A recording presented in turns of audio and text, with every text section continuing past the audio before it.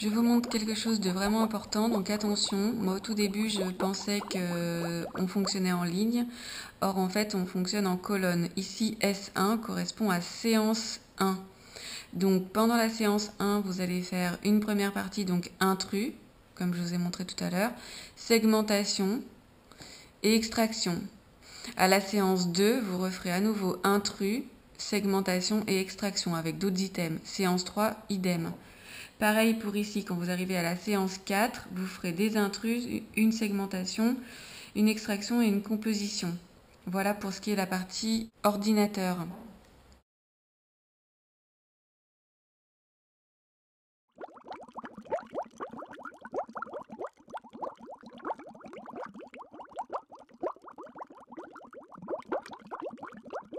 Donc ici, on commence la première séance avec les intrus. À chaque fois, vous avez donc le PDF qui vous indique comment utiliser l'exercice, la consigne à donner à votre patient et la cotation. Il faut un minimum de 50% de réponses correctes pour pouvoir passer à la séance suivante. Ici, donc, le patient va devoir cliquer sur l'intrus, pauvresse, pauvre, pauvrement, paupière, pauvreté. S'il a cliqué sur le bon intrus, un petit smiley apparaît ici, au centre de l'écran.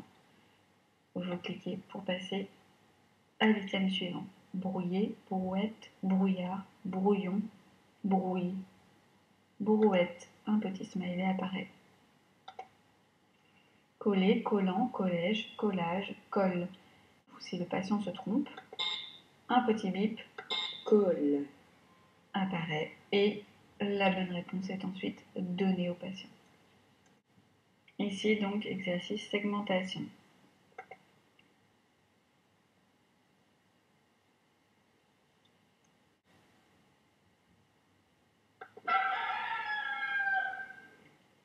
Collage ou collage. Jardinier ou jardinier. Séance 1, exercice 3, extraction. Voilà, donc l'enfant doit trouver la racine qui relie ces trois mots.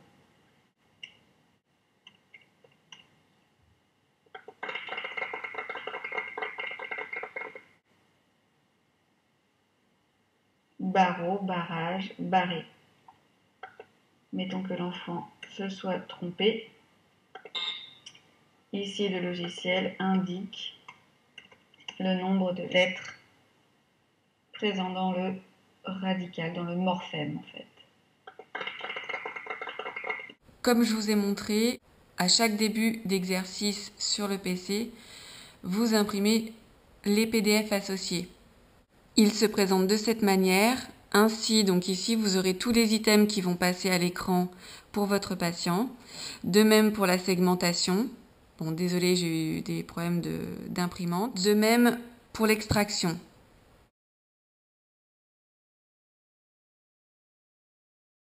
Vous sortez la fiche poster. Vous découpez ici.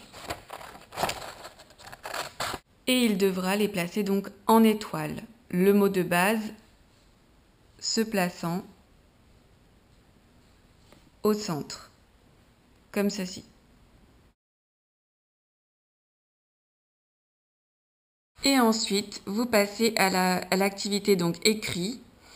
Vous imprimez à nouveau ce PDF, vous le donnez au patient.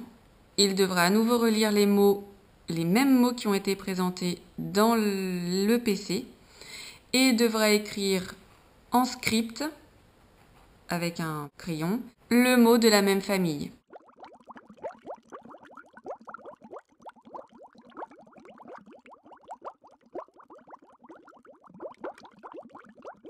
Le journal des réponses vous permet donc de recenser à la séance 1, donc l'exercice intrus, le premier essai, le deuxième essai, le troisième essai, les résultats donc, de votre patient et éventuellement donc, de l'imprimer.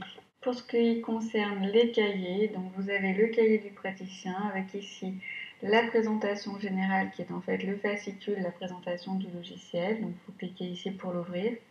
le but orthophonique, c'est-à-dire à qui il s'adresse, la présentation de l'outil, donc il donne le détail en fait de la partie évaluation, puis de la partie remédiation, ainsi que le détail de l'organisation des séances et donc le programme complet d'entraînement, sachant que chaque entraînement est composé de l'oral, ensuite d'un poster que vous retrouvez ici, et ensuite d'un écrit.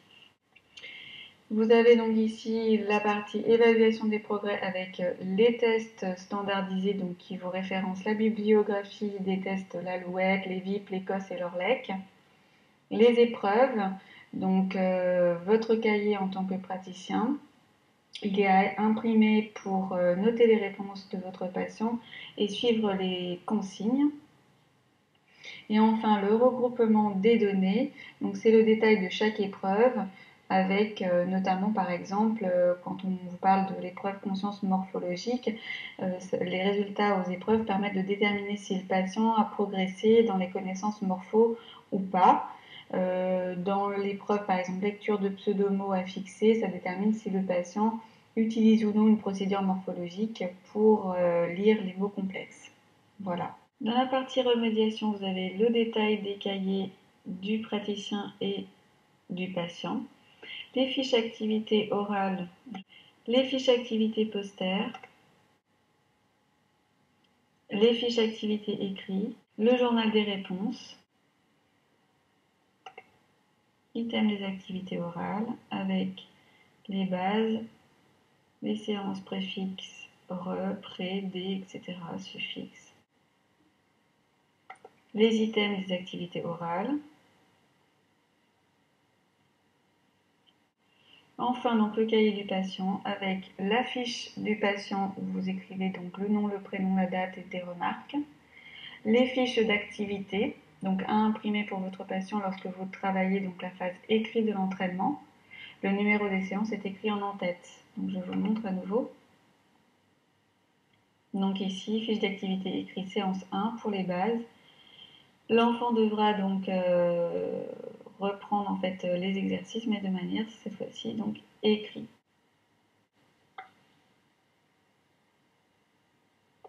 Par exemple, séance 7, on en est au préfixe un, il, un, ir. Je vous laisse lire.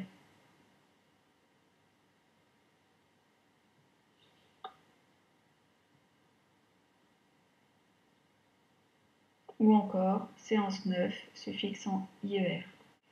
Poster, cela se présente donc comme des étiquettes ici. Le patient devra découper les étiquettes, placer le mot de la famille au centre et disposer les 3 autres étiquettes en étoile, donc autour de ce mot de base.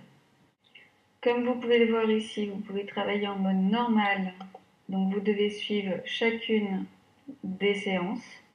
Vous pouvez travailler hors protocole et donc ici choisir la séance qui va donc de 1 à 15. Je choisis 10 par exemple. Et l'exercice qui va de 1 à 4. Personnellement, je préfère choisir le mode normal et suivre la progression, puisque je considère que si les créateurs de ce logiciel l'ont fait de cette manière, je pense que c'est sans doute certainement la plus adaptée. Comme vous aurez pu le voir, donc Morphorem est un logiciel ciblé pour l'entraînement à l'analyse morphologique.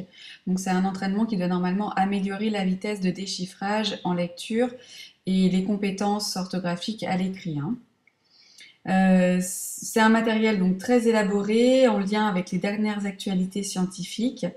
Et avec ces deux parties, donc évaluation puis remédiation, il est vraiment complet.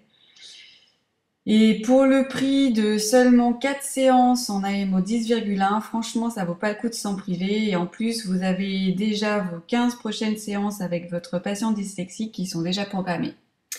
Voilà, donc j'espère que la présentation de ce post vous a plu et que j'ai surtout été claire. Si jamais c'est pas le cas ou si éventuellement je me suis trompée, surtout n'hésitez pas à m'en faire part dans la partie commentaires et à me contacter. Voilà, à bientôt sur Ortho 94.